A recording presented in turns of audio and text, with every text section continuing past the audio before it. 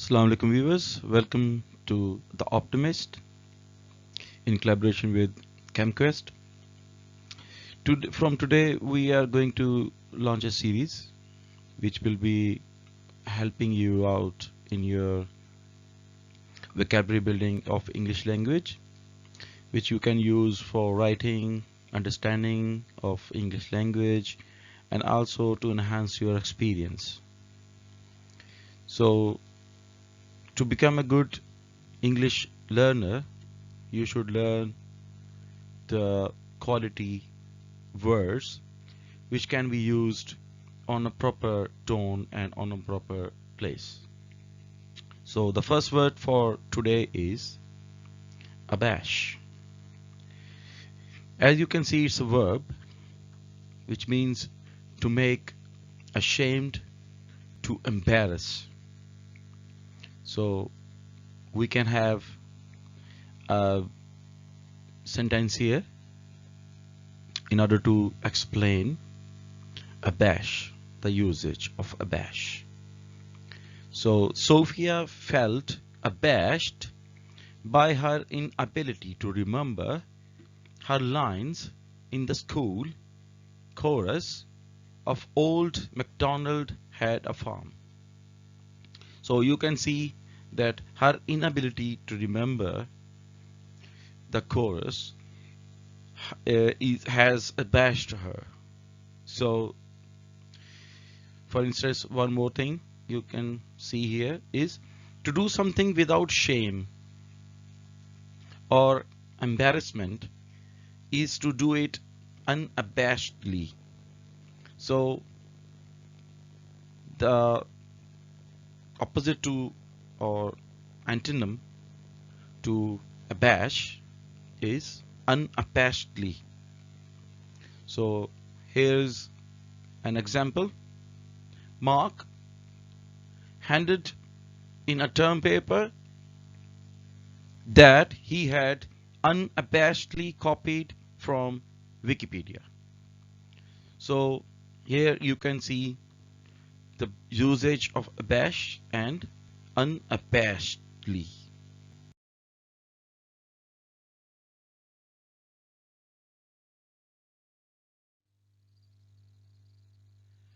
Now we come to the second word of for today, that is abate. As you can see, it's a verb and that means to subside or to reduce.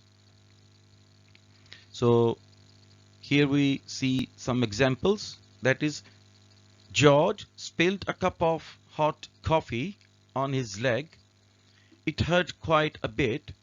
Then gradually the agony abated. So the next thing you can see is here.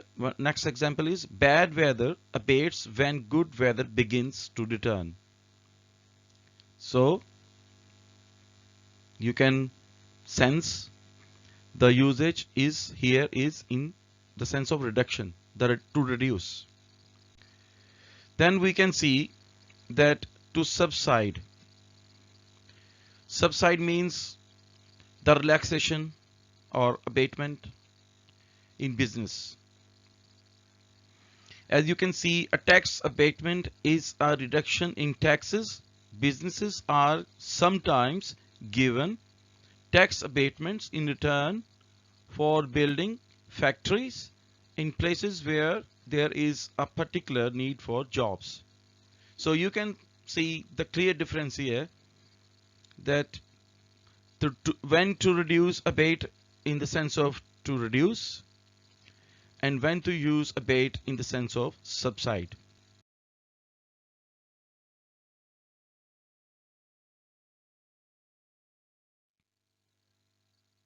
Now we have come to our next word for today is abdicate. So abdicate means is, you can see is a verb here, to step down from a position of power or responsibility.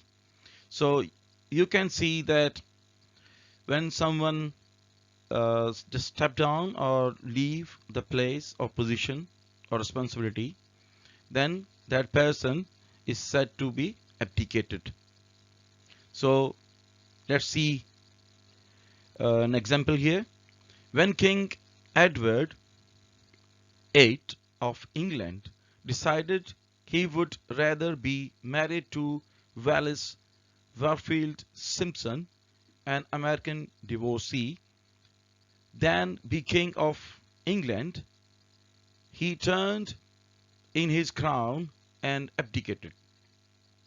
So in this sentence you can see very clearly that King abdicated because he wanted to marry to an American divorcee which is not from the king's lineup.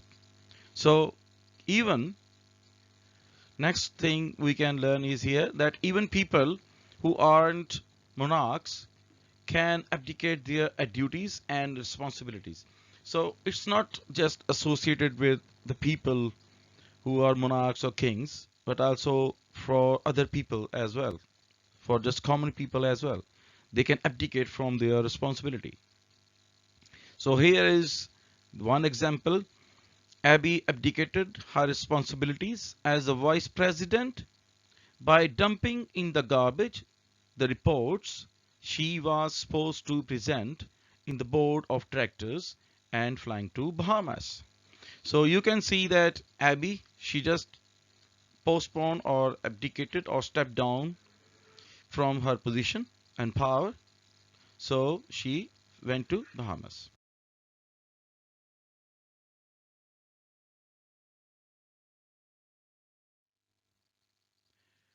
So we come to the next word, that is abrasion. That is a noun. We will seek out that what is the difference between a noun and a verb, and what are the uses of these two in our upcoming grammar series very soon. So it's a noun, something not typical, a deviation from the standard. So something which is a diversion, a deviation from the standard is called abrasion. So you can see one for example this sentence. Look at this sentence now. The chef at this restaurant is dreadful. The meal we just had was an aberration. So the meal was dreadful, so it was not up to the standard of the particular chef. So you can see another example here. A snowstorm in June is an aberration.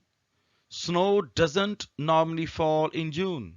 So as we all know, so in June is associated with the summer season. So it's not likely that a snowstorm will be coming in June. So it's an aberration.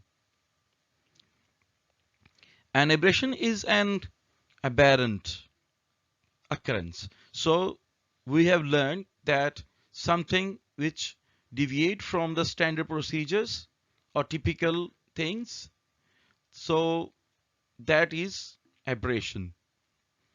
So in above the two examples we can see Karen's behavior in this sentence here, and the snowstorm was aberrant.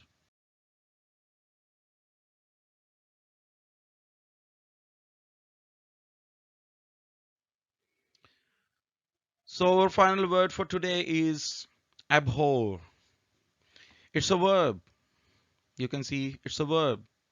To hate every, to hate very, very much, to detest. So it can be used in two senses, that hate and detest. So here we have an example. Emmanuel abhorred having to wake up before dawn.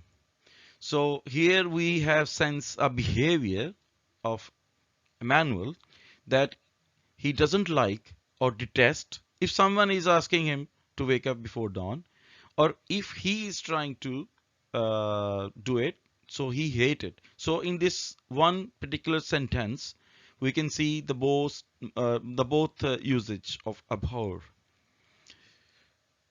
Okay, so next, to abhor something is to view it with horror. And whenever we see some horror movie and we abhor, we don't want to see the full action, and we just hide our eyes with the fingers, and having just peeked through our fingers. That behavior is also abhorring behavior. We all do that.